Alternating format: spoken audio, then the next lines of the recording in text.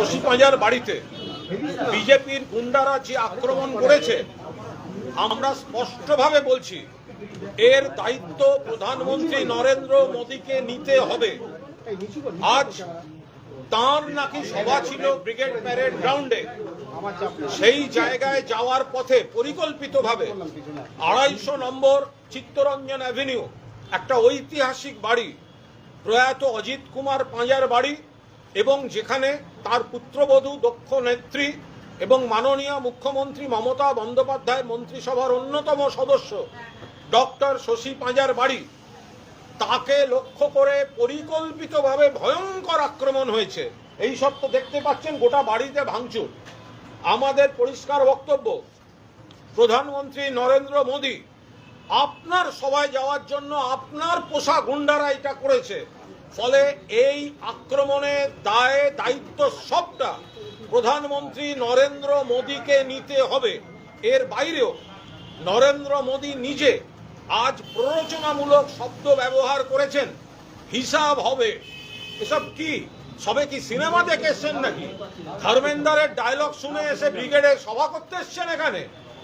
আর একজন বলছেন মাননীয় মুখ্যমন্ত্রী মমতা বন্দ্যোপাধ্যায়কে এমন ভাবে ইঙ্গিত করে কথা বলছেন, আইসিসিউ ইত্যাদি সেসব কথা বলছেন, এ তো প্ররোচনা দেওয়া হচ্ছে। ফলে আমরা কড়া ভাষায় এর নিন্দা করছি। বিজেপি বাংলাকে কখনো টাকা বন্ধ রেখেছে, কখনো প্রতিহিংসার রাজনীতি করছে, কখনো ভোটারদের ভোটাধিকার কাড়ার চেষ্টা করছে। এই পরিস্থিতিতে ক্ষমতায় আসার ওদের প্রশ্ন নেই, ক্ষমতায় আসার ইঙ্গিত নেই, গোহারা হারবে।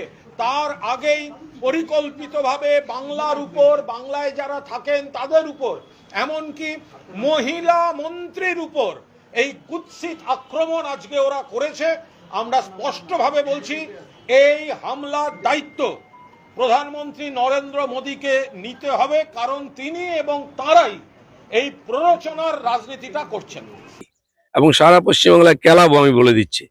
আমি আজকে আহ্বান করছি আমার কর্মীদের এবং সাধারণ মানুষকে, টিএমসির গুন্ডাগর্দি, দাদাগিরি, লুটপাট অনেক সহ্য করেছে মানুষ। আমরা সামনে আছি, আমরা শুরু করেছি, আপনার হাত লাগান। এরপরে টিএমসির নেতার গুন্ডাদের গণপিটুনি হবে সব জায়গায়, আমি বলে দিচ্ছি। কারণ কলকাতার বুকে যদি আমরা ঠুকতে পারি, সারা পশ্চিমবঙ্গে ঠুকতে পারি, ঠুকবো। আর যে শশী পাঁজা কাল খুব ড্রামা করছিলেন, তার গুরু যেমন চেলাও তো ড্রামা কুইন হবে।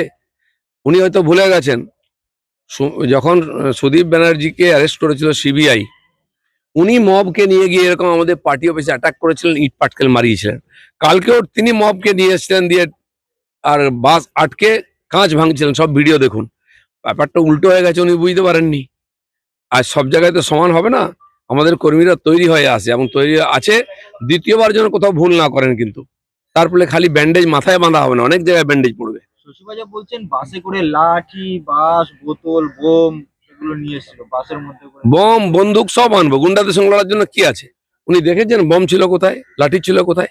ওনারা ভেবেছেন দুটো ঢিল মারবেন, বিজেপি লোকেরা পালিয়ে যাবে, যা হয়। সে বিজেপি নয়, বিজেপি পাল্টে গেছে। এবং এটাও জেনে রাখুন, কাল মাননীয় প্রধানমন্ত্রী বলেছেন, সবকা সাথ, সবকা বিকাশ, সবকা হিসাব। হিসাব মানে খালি টাকার হিসাব নয়, এতদিন যা গুন্ডামি মারপিট করেছেন সব হিসাব চুকতে হবে। সাবধান থাকুন, যদি শশী পাঁজার বাড়িতে অ্যাটাক হতে পারে, কালীঘাটেও অ্যাটাক হতে পারে, মদন মিত্রি বা চেতলার বাড়িতেও অ্যাটাক হতে পারে। আরো লেটেস্ট খবরের আপডেট পেতে ফলো করুন রাতদিন.in।